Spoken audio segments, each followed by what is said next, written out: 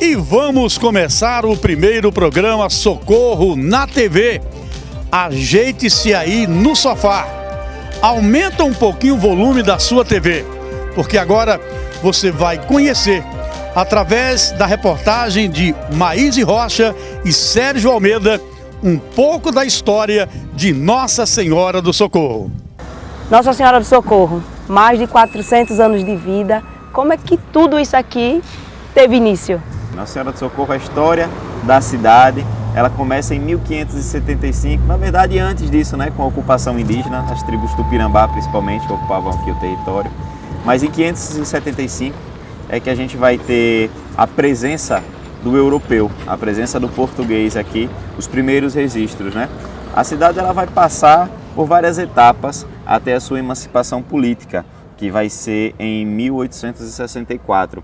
Socorro ela vai pertencer como freguesia de Santo Amaro, vai pertencer como freguesia de Laranjeiras, vai passar a ser vila, depois torna-se um distrito de Aracaju em sua fundação em 1855. Então ela vai ter uma história de passagens, lutas do povo de Socorro pela sua identidade, por querer dizer eu sou socorrense, pela sua identidade, né, pertencimento à cidade, até conseguir a sua emancipação política em 1864. É uma história muito linda de Nossa Senhora do Socorro, desse município. Você falou agora aí em povo. Qual a importância da manifestação popular para Socorro hoje ser o que é? Ser uma cidade independente, né? Socorro é seu povo, na verdade, né? Todos os municípios. Nossa Senhora do Socorro, ela vai surgir como um aldeamento que vai crescendo, vai chegar a ter uma ocupação nos seus primeiros registros de 4.000 pessoas. Então ela passa a pertencer a uma freguesia de uma grande cidade, que tinha um porto aqui, né, que é a cidade de Santo Amaro. Mas desde então, os moradores, os habitantes dessa região aqui, eles lutaram pela sua identidade. Eles não queriam ser freguesia, eles queriam a sua independência, eles queriam poder dizer que eles eram socorrenses, né? Que vai ter o seu primeiro nome até extenso, que é Nossa Senhora do Perpétuo Socorro do Tomar do Cotiguiba, né? Grande. Um nome extenso. É a primeira nomenclatura aqui da cidade de Nossa Senhora do Socorro. Até o nome, o povo ele vai lutar para pertencer, para poder se chamar Socorro, né? Vão existir cidades com o mesmo nome, então vai ser proibido isso. Aí Socorro deixa de ser Nossa Senhora do Perpétuo Socorro e passa a se chamar Cotiguiba, o município de Cotiguiba. O socorrense não aceita porque ele é socorrense, ele quer se dizer socorrense. Então a sua luta pela emancipação também é uma luta pela identidade. Então ele vai lutar para poder ser chamado de socorrense e a cidade hoje leva o nome de Nossa Senhora do Socorro. Já passou índios, portugueses, quem mais passou por aqui, por essa terra? Nossa Senhora do Socorro, ela como várias cidades aqui do Brasil, né? Ela vai ter a presença dos jesuítas, né? Ela vai ter a presença da missão jesuíta aqui.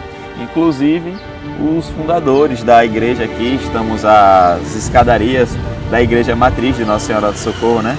Igreja fundada em 1714, alguns dizem que até mais antigo, mas a datação da sua sacristia é essa. Então a gente vai ter presença dos jesuítas, a gente vai ter presença holandesa, né? A gente vai ter a presença de todo o povo que unidos fizeram a construção do nosso país, da nossa nação e da nossa cidade aqui, Nossa Senhora do Socorro. E uma informação que talvez muita gente não saiba é que Nossa Senhora do Socorro ela é rica em minério, né? Inclusive ela foi uma das maiores produtoras de sal do país. Por que Socorro tem esse privilégio de ter mineral por aqui? Então, é uma terra rica, não só dos seus minérios, como também da sua cultura, da sua história e do seu turismo, né? Nossa Senhora do Socorro chegou a ter 380 salinas, né? Um dos principais produtores de sal aqui do estado. Hoje até o Rio do Sal, o famoso Rio do Sal, leva esse nome por isso, porque era por esse rio que faziam a passagem das mercadorias, das salinas. Por isso, Rio do Sal. Hoje existem algumas salinas ainda ativas aqui no município, mas chegou a ter 380 terras ricas em solo calcário, né? Povoado da estiva, construído basicamente em cima do solo calcário e vários minérios aqui de Nossa Senhora do Socorro. Hoje, por que aquela produção, esse destaque que Socorro teve aí diante do Brasil, por que hoje não continua? O que aconteceu para perder esse destaque? Na verdade, Socorro só vem se destacando. A questão da exploração do minério, sim, diminuiu, porque Quando você tira, não repõe, você só vai retirando, vai extraindo, acaba. Foi como acabou com o ouro também de Minas Gerais, da mesma maneira. Mas Socorro vem se destacando, né? A partir da década de 80, ficou conhecida como uma das cidades que mais incentivou a industrialização. A gente vai ter o surgimento daqueles bairros ali do Complexo Taissoca, o conjunto Marcos Freire 1, 2, 3, Albano Franco, Fernando Collor, quando a industrialização parte aqui para Socorro. Então Socorro tem um destaque nacional. Hoje Socorro é uma das cidades que mais crescem dentro do Nordeste brasileiro, né? Sua industrialização. Socorro, para uma cidade do interior, foi o primeiro shopping do interior aqui de Sergipe, né?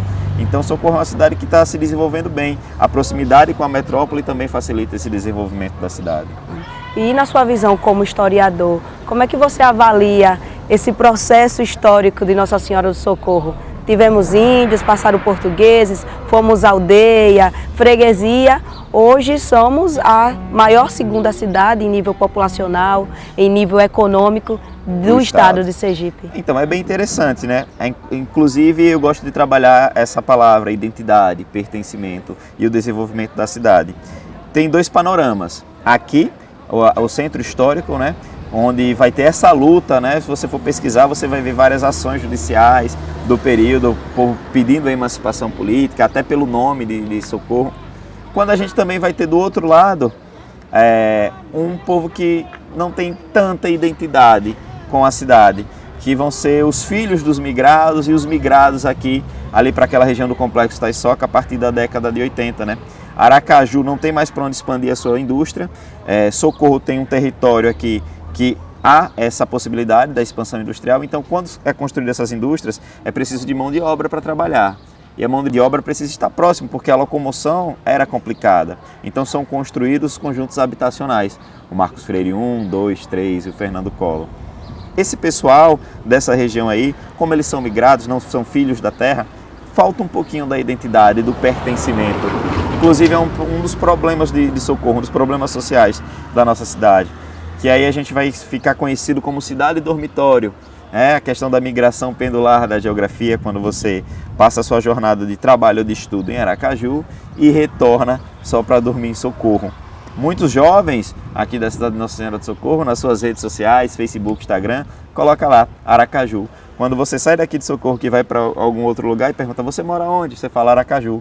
Mas não, isso tem que ser combatido, você é socorrense, você tem que ter orgulho, é uma história linda, é uma história rica na cultura, no turismo, né? Então a gente está procurando, através de reportagens como essa, de programas como esse, trabalhar e enaltecer o pertencimento, a identidade do socorrense com a sua cidade. Muito bem, Maíse, e olha, eu prometo a vocês que no próximo programa nós vamos desvendar esse mistério do túnel. Imperdível.